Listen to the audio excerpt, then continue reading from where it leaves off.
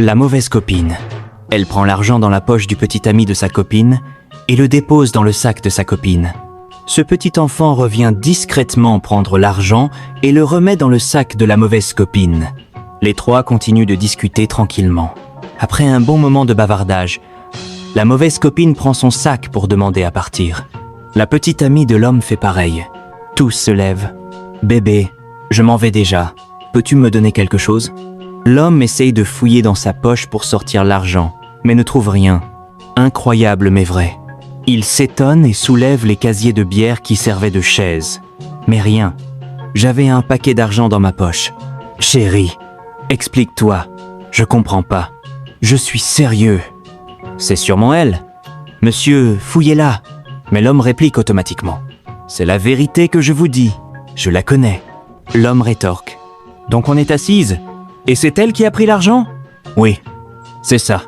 Je vous le dis. Tu veux la suite ? Partage et abonne-toi. C'est ta meilleure copine qui a pris l'argent ? Oui, je vous le dis. Chérie, oublie-la.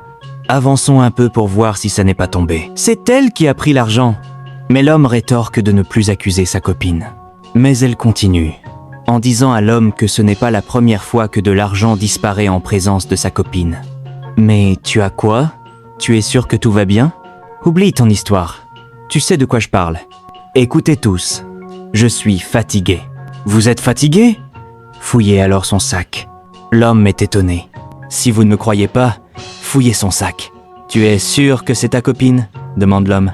Monsieur, fouillez le sac. Donc si je fouille le sac, tu seras contente ? Elle affirme. Oui. L'homme calme sa copine et prend son sac. Il commence par fouiller le sac et affirme à la mauvaise copine qu'il n'y a rien dedans. Celle-ci s'approche pour vérifier. Elle prend le sac pour mieux s'assurer. N'ayant rien trouvé, elle demande à sa copine « Où est l'argent ?»« Tu parles de quoi ? Je ne te comprends même pas. J'aime pas ce que tu racontes. » La copine demande que le sac de la mauvaise copine soit fouillé. Elle le donne. L'homme l'ouvre et trouve l'argent. Il est étonné. Sa copine aussi.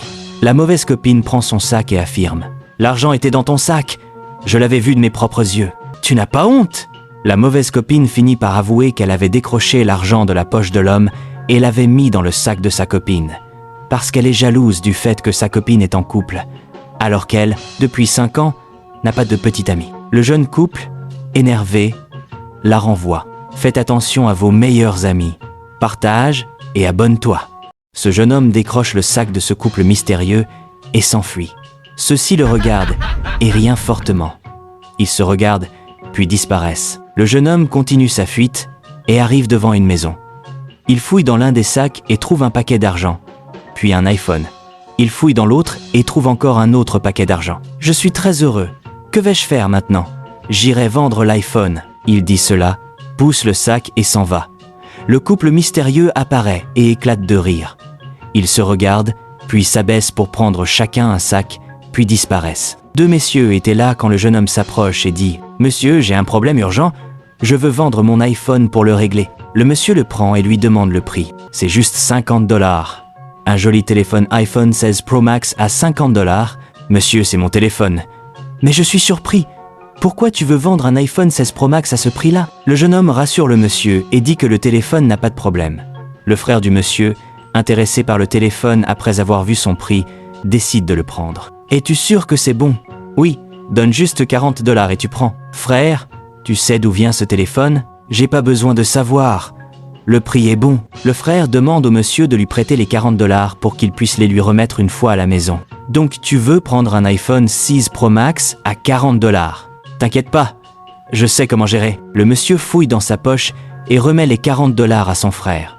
Celui-ci, à son tour, les remet au jeune homme. Il les prend, les compte, puis fait un signe de la main pour leur dire au revoir avant de partir. « Tu es sûr de ce que tu viens de faire maintenant ? Un iPhone 16 Pro Max à $40. Tu n'as pas peur. » Son frère le rassure que cela est sans conséquence. Mais pendant qu'il parlait, l'iPhone 16 Pro Max disparaît de sa main. Tu veux la partie 2 ? Partage et abonne-toi. Pendant qu'il parlait, l'iPhone 16 Pro Max disparaît de sa main. Il est étonné. « Mon frère, le téléphone a disparu. » « Tu dis quoi ? L'iPhone était dans ta main. » « Voilà ce que je te disais. Un iPhone 16 Pro Max à $40. Mais je l'avais dans ma main. » Ce n'est pas mon affaire. Je veux juste mon argent. Les deux se mettent à discuter, puis s'en vont. Voilà le couple mystérieux qui apparaît en pleine rue. D'un geste bizarre, elle asperge une poudre devant leur visage pour piéger le jeune homme. Après cela, ils disparaissent. Le jeune homme, fier de son business, marche et traverse la poudre. Il disparaît et devient un paquet d'argent. Le couple mystérieux réapparaît, prend les paquets d'argent, puis disparaît. Penses-tu que le couple mystérieux a bien agi? Ton avis en commentaire. Partage et abonne-toi. Elle renverse du gari sur son mari pour faire sortir son amant. Le mari la regarde et dit « Pourquoi tu fais cela? Quelle question? Regarde l'heure qu'il fait. Regarde l'heure à laquelle toi, un homme marié, tu rentres à la maison. » Pendant ce temps, son amant sort tranquillement de la chambre. « Ne sais-tu pas que je suis un officier de la marine? Je me bats tous les jours pour ramener de quoi te rendre heureuse. Et c'est ta façon de m'accueillir dans ma propre maison. Arrête-moi ton histoire.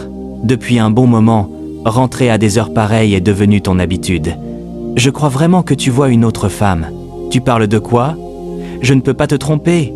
Alors sois un peu plus responsable envers moi, affirme la femme. Le mari, se sentant coupable, affirme à la femme qu'il est désolé et qu'il ne peut pas la tromper. Je suis désolé. D'accord. Désormais, je ferai de mon mieux pour rentrer plus tôt à la maison. La femme se retourne vers son mari. Mais quand le mari se détourne de l'autre côté, il voit un pantalon inconnu. Tu veux la suite, partage et abonne-toi.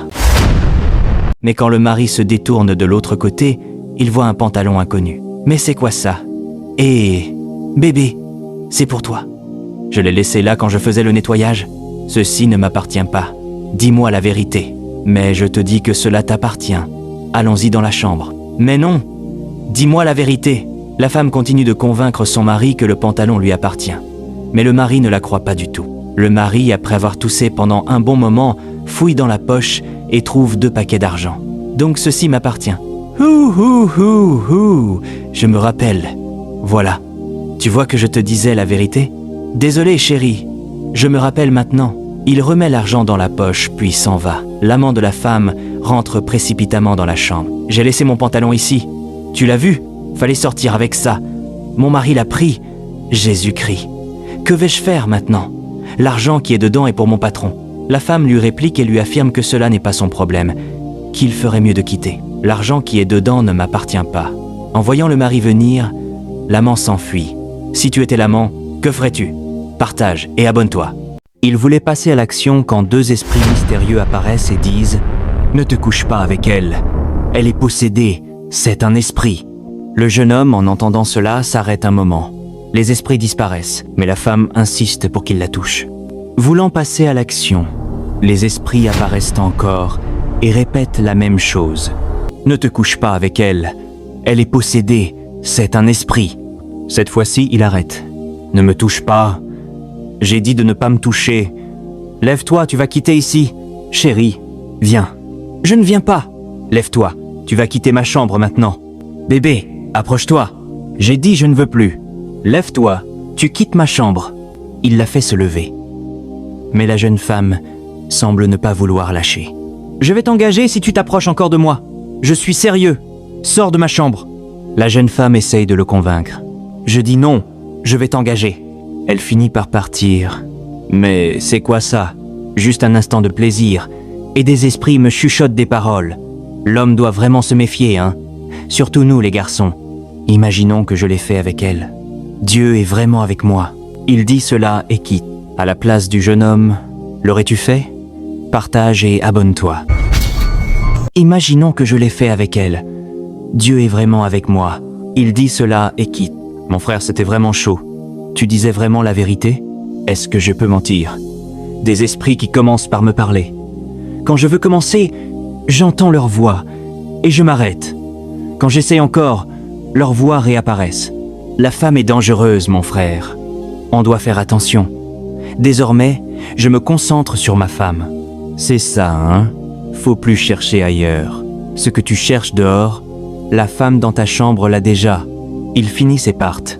Dis ce que tu as retenu de la vidéo. Partage et abonne-toi.